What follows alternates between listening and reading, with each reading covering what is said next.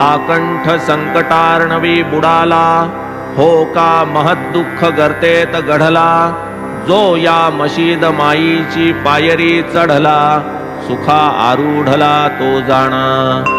फकीर येथीचा मोठा दयाळू, करील व्यथेचे निर्मूळू. प्रेमे करील प्रतिपाळू, तो कनवाळू सकळांचा.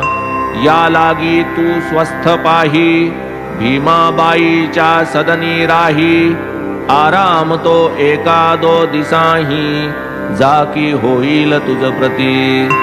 जैसा एकादा आयुष्यहीन, पावे सुदैवे अमृत सिंचन. लाधे तात्काळ पुनरुज्जीवन, तैसे समाधान पाटीला. ऐकूनी साई मुखींचे वचन, मरणोन्मुखा अमृतपान. किंवा तृषार्ता लाधावे जीवन, तैसे समाधान पाटीला. प्रति 5 मिनिटास, रक्ताच्या गुळण्या येत मुखास. बाबा सन्मुख 1 तास, बैसता निरास पावल्या. केलेन व्यथेचे परीक्षण, पुसिलेन तदुद्भव कारण. केवळ कृपा निरीक्षण, रोगोन्मूलन तात्काळ. कृपा निरीक्षण होता पुरे, वाळल्या काष्ठा येती कोंभरे. वसंता विण फुलती तुरे, ते फळी डवरे रमणीय. रोग काय आरोग्य काय, पुण्य पापाचा होता क्षय. ज्याचे त्याने भोगिल्याशिवाय, अन्य उपाय चालेना.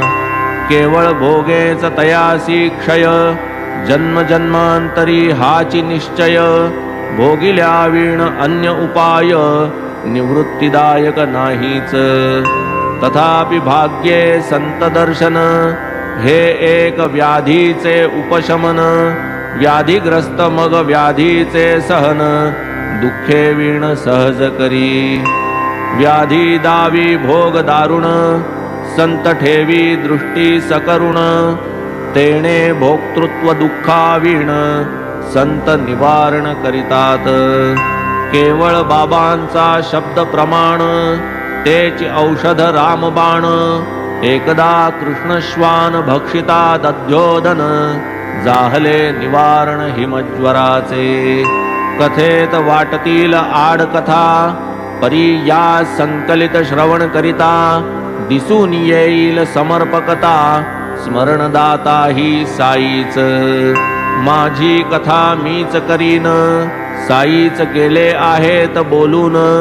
त्यांनीच या कथांची आठवण, दिधली मज लागून ये समयी. बाळा गणपत नामे एक, जातीचा शिंपी मोठा भाविक. येऊनी मशिदीत बाबा सन्मुख, अति दीनमुख विनवीत.